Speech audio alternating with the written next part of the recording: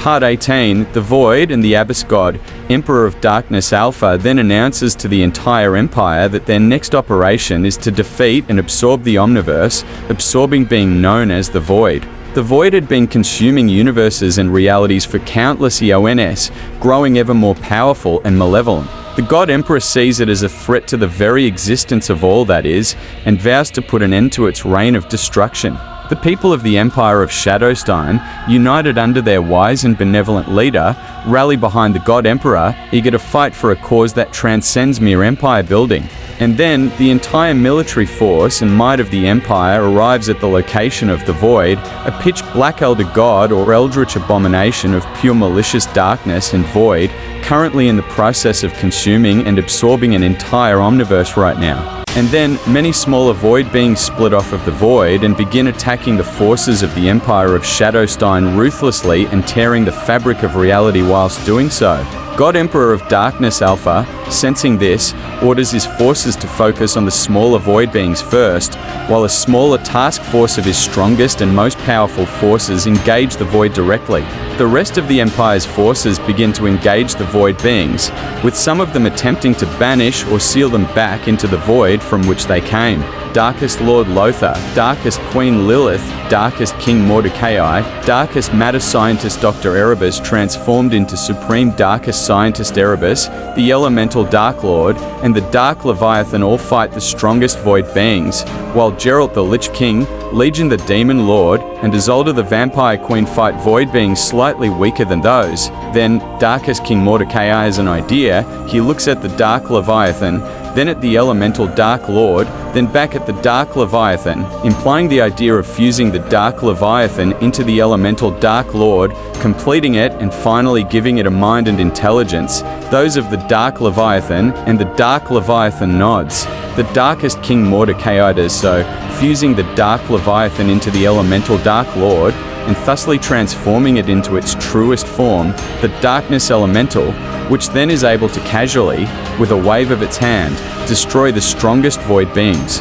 Then the Darkness Elemental shows itself to be capable of even briefly wrestling with the void itself, with the two Goliaths that make the Omniverse nearby look not so big in comparison, wrestle so intensely that it accidentally destroys another nearby Omniverse.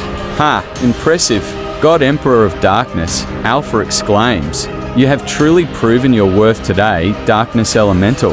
You have earned your place among the pantheon of our empire. Then God Emperor of Darkness Alpha FLIs in faster than even the Void can react, and begins forcefully absorbing the Void and its power into himself. The Void, in a last-ditch effort, unleashes a massive, powerful blast of nothingness aimed directly at the God Emperor. But he stands firm, unfazed. The blast engulfs him briefly, and when it clears, he is revealed to have absorbed the attack as well, grown stronger from the experience. As he finishes absorbing the Void, God Emperor of Darkness Alpha ascends even further, now into God Emperor of the Void Alpha. The Void itself, now a part of the God Emperor, shatters and explodes into countless pieces, each one a new universe or reality. The God Emperor of the Void Alpha reaches out to each piece, welcoming them into the fold, and the Empire of Shadowstein expands even further, encompassing all that was and all that could be. The Empire of Shadowstein then, after only another single year, controls all of the infinite dimensions of existence and, to an extent, existence itself. And now, God Emperor of the Void Alpha announces to his Empire of Shadowstein that victory is almost truly theirs, and now their final obstacle lays on the horizon, the Abyss, an utterly pitch-black elder god eldritch, being of pure malicious darkness, and Abyss much like the Void but far grander in scale, and which seeks to consume all of existence itself. The citizens of the Empire, having heard of this new threat, react with a mix of determination and dread. They know that they must face this challenge head-on if they are to truly ensure the safety and prosperity of their beloved realm. They gather their strength, steel their resolve, and prepare to fight for the survival of everything they hold dear. Darkest Lord Lothar, Darkest King Mordecai, Darkest Queen Lilith, and Darkest Matter Scientist Doctor Erebus have also now ascended into Void Lord Lothar, Void King Mordecai, Void Queen Lilith, and Void Matter Scientist Dr. Erebus, and now, the entire empire of Shadowstein now stands, ready to face down the Abyss and its endless army of abyssal beings. As news of the coming threat spreads throughout the realms of the Empire, the citizens react with a mixture of determination and fear. They know that they must stand united if they are to have any hope of defeating this new enemy. The armies of Shadowstein march forth, their ranks swelling with brave warriors and mighty sorcerers, ready to defend all that they hold dear. POV switches to that of God, Emperor of the Void Alpha. I watch as my empire I have built up over such a short span of times thanks to the help of my advisors.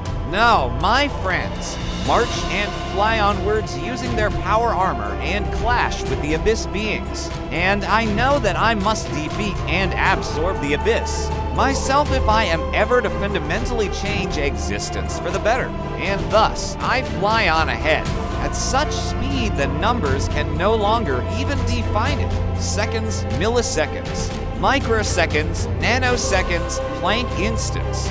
None of those even passed in the time it took me to think all of those things, and likely never will from my perspective at the speed I am going. I fly towards the Abyss, my ultimate enemy, the final hurdle, and I unleash my tendrils of darkness out and ahead, launching dark and shadow and even void magic from my hands at the Abyss, a being capable of absorbing all of existence with its infinite temporal dimensions, the infinite omniverses contained within each, the infinite multiverses contained within each of those, the infinite universes contained within each of those, and the infinite spatial or temporal or whatever the term is dimensions within each of those universes. I fly towards the Abyss, my destiny and fate colliding and sending me through space and through time and past and beyond them as I go towards the Abyss. Then I enter it and unleash all of my dark tendrils and power and begin forcefully absorbing the truly, absolutely infinite being from within. Maybe it took less than no time. Maybe it took more than an eternity. It's hard to tell, but I then absorbed the Abyss into myself and ascended from God Emperor of the Void Alpha, which still goes so hard as a name to me, to God Emperor of the Abyss Alpha. And, well, I felt infinite. I comprehended it. I comprehended infinitely, infinite, infinitely. Infinite, infinitely, infinite, infinitely, infinites. As if they were the back of my own hand. And then, I passed out for some reason.